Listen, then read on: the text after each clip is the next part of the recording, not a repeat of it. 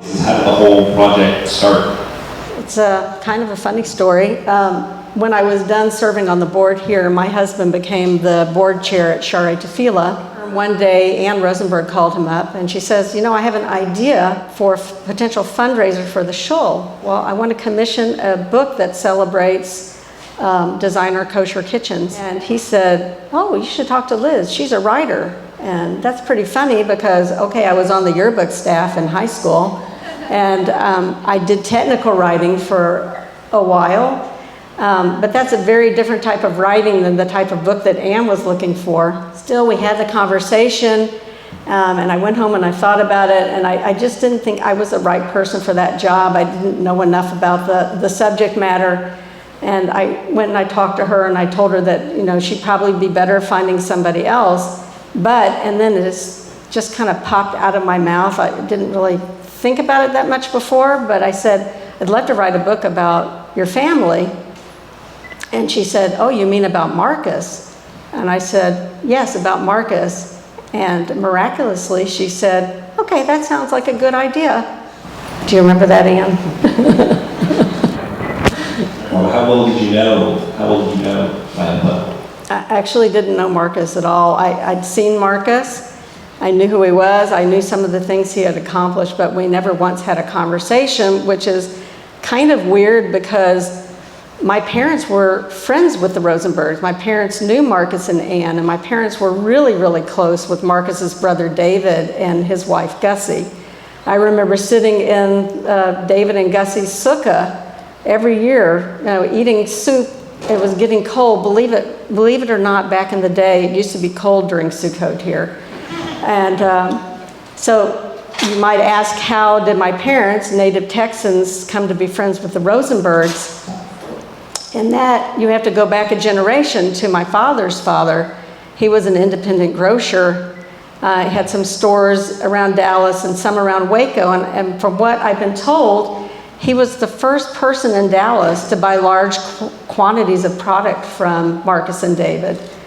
And eventually he got them into what was called affiliated food stores, which was like this big co-op for independent grocers in the many states in the South that were involved with that. So in some way, I understand that not everybody was so kind and so welcoming to David and Marcus, the Jewish businessmen here, but my grandfather immediately took a liking to them and, helped them get a little bit of footing in the early days.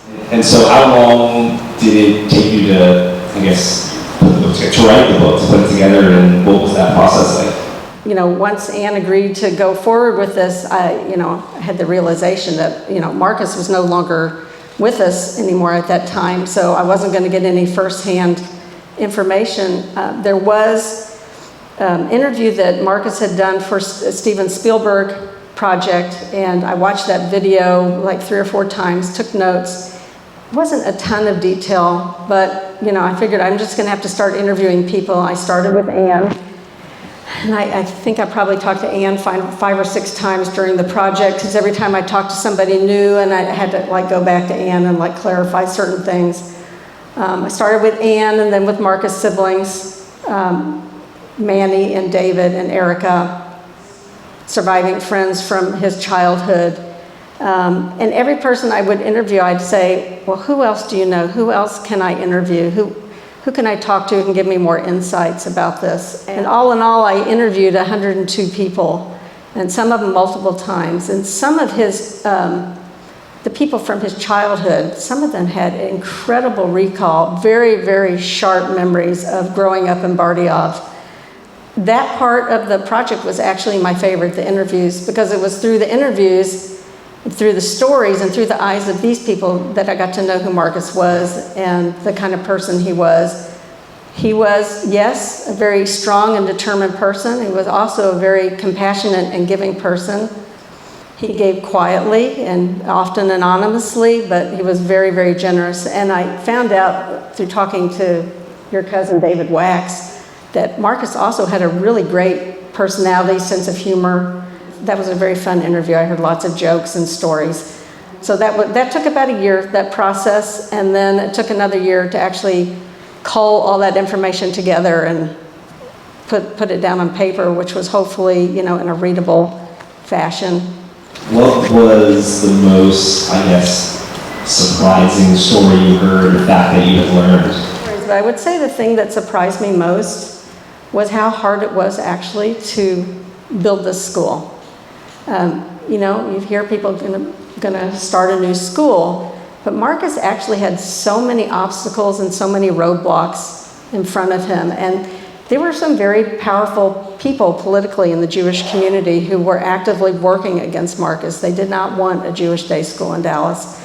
And somehow Marcus managed to figure his way around all of these obstacles. Not only that, but to build a contingent, a group of people who believed the way he did, who believed in the mission of the school, people who would never have thought would be involved or associated with an Orthodox school, and yet they believed in Marcus's vision. They believed in the Jewish education, that the children needed that in this city, and he built that. He built the following, and again, thousands and thousands of students have gone through this school, which is really an amazing accomplishment.